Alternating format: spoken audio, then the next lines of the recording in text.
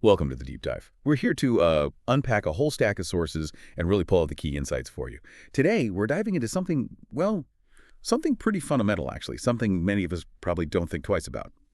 Beds, specifically beds in educational institutions. We're going to be looking at IS 17645.2022.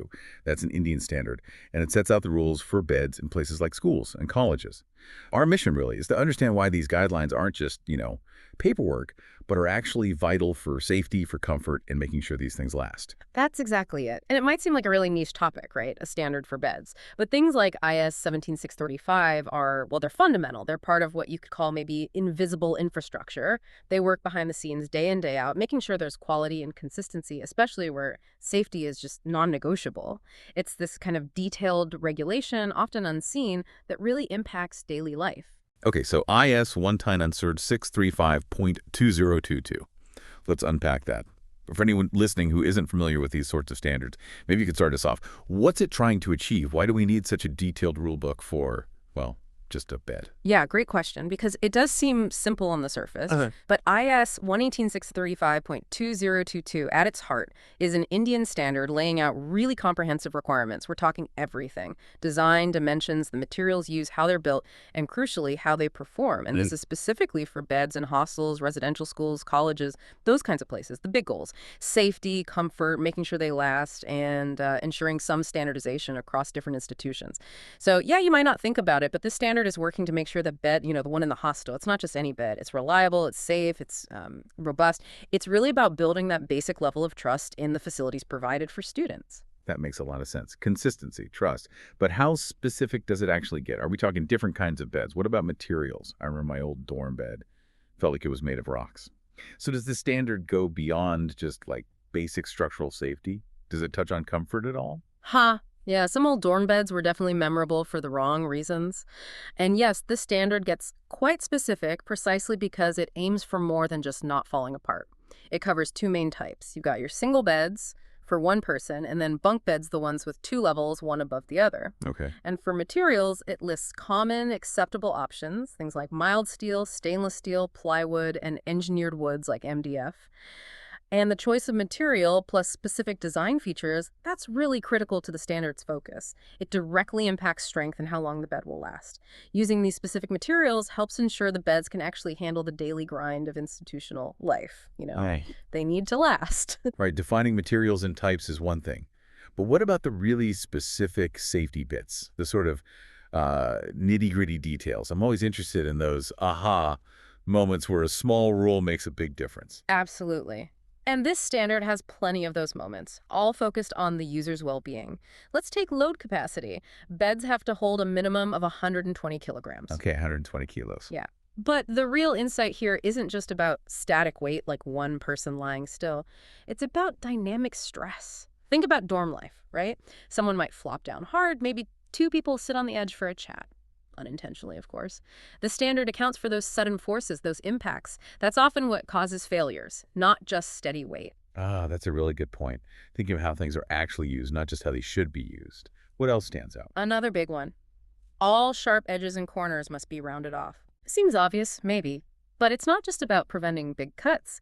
It's about all those little scrapes, bumps, and bruises that happen in busy spaces. It adds up. And for health, this is important. Any coatings, paint, finishes, they have to be non-toxic and lead-free. Right. And the sort of hidden benefit there is about minimizing VOCs, those volatile organic compounds, things that off-gas over time. Yeah. In a small dorm room with maybe several pieces of furniture, that cumulative exposure can actually impact air quality and, potentially student health over months, years. Yeah. So it's about the long-term environment, too. Wow, okay. I definitely wouldn't have thought about the off-gassing aspect. Right. That's subtle but important. What about bunk beds? They seem like they'd have extra safety rules. Oh, definitely. Bunk beds get extra attention. Proper ventilation between the levels is required. And they absolutely must have a ladder that's securely fixed, plus a safety guardrail on the top bunk. Non-negotiable, I imagine. Completely non-negotiable. That guardrail needs to be a certain height to prevent someone rolling out in their sleep. The ladder needs to be strong enough for, constant climbing. And beyond those specifics, the overall finish needs to be smooth, no splinters, no snags, and the whole structure must be stable. You shouldn't feel like it's going to wobble over if you move around. So yeah, these details go way beyond just looking okay. They're about real-world, practical safety and comfort, paramount in schools and colleges. It really sounds like they've thought through the design side meticulously. But how do we actually know if a manufacturer is following all these rules? Is there a process, a check? That's the crucial next step, isn't it? Because a standard on paper is one thing, putting it into practice is another. And yes, there's rigorous testing involved. To get BIS certification under IS 17635, beds have to pass a whole battery of performance tests. Like what kind of tests? Well, there's a static load test, checking that 120 kilogram capacity and more. A durability test, which simulates years of use, pushing, pulling, rocking. An impact resistance test, think dropping weights or bumping into it. A stability test, making sure it won't tip easily. And for metal parts, specifically, a corrosion resistance test, vital for longevity, especially, in humid climates or near coastal areas. So these aren't just boxes to tick. They're really trying to mimic real life. What do these tests tell us that just looking at the design doesn't? Exactly. They're not bureaucratic hoops. They're about ensuring the bed will actually last and stay safe in use. They confirm it can handle the wear and tear, the knocks, the maybe less than gentle treatment it might get in a dorm. Essentially, these tests find the weak spots before the bed gets to a student. That means fewer breakdowns, fewer replacements for the institution, and crucially, better safety for the students. It's proof the product is genuinely up to the job. Okay, so a bed passes all these tests, meets the design specs. How does someone, an institution buying them, or even a parent or student, know it's compliant? Is there a label, a mark? Yes, there is. That's where the marking requirements come in. Compliant beds need clear markings. You should see the manufacturer's name or the trademark. The size and types, so single or bunk. A batch number or serial number, which helps with traceability if there's ever an issue. And the most important one, the ISI mark. That's the official seal from the Bureau of Indian Standards. Seeing that ISI mark means it's gone through the process and achieved BIS certification. It's your visual confirmation of quality. The ISI mark, got it. And that BIS certification, what's the bigger picture there? I can imagine some people, maybe smaller institutions, might see all this as just adding cost. If there's pushback, how do you argue for the value? That's a really fair point, and yes, cost is always a consideration. There's definitely an upfront investment needed to meet these tougher standards, better materials, more rigorous testing, the certification process itself. But the real value, especially for institutions buying in bulk, is long-term.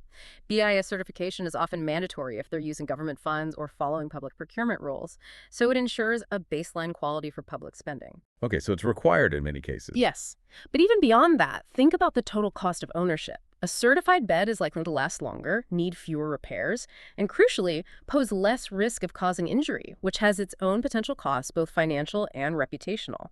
It kind of shifts the focus from just the initial price tag to the overall value, safety, durability, lower maintenance.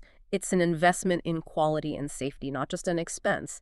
And it's quite involved, actually. There are specialized companies out there whose whole business is helping manufacturers navigate the BIS process, the paperwork, the lab tests, dealing with the authorities. That tells you how significant this certification is. So as you can hear, really getting into a standard like IS 17635.2022 gives you a window into this hidden world that keeps things safe and functional around us. It's pretty amazing how these seemingly small details like that 120 kilo dynamic load, dynamic capacity, or the non-toxic coatings, thinking about air quality, how they add up to make a real difference in safety and just, well, the overall student experience. Absolutely. So next time you happen to see a bed in a school, hostel, or a college dorm, maybe take a second look. Think beyond just how it looks. Consider those invisible layers of engineering, testing, and regulation like IS 17635 that are working to keep the user safe and ensure that piece of furniture lasts. Makes you wonder, doesn't it? What other everyday things around us are governed by these kinds of crucial standards that we just, never even think about?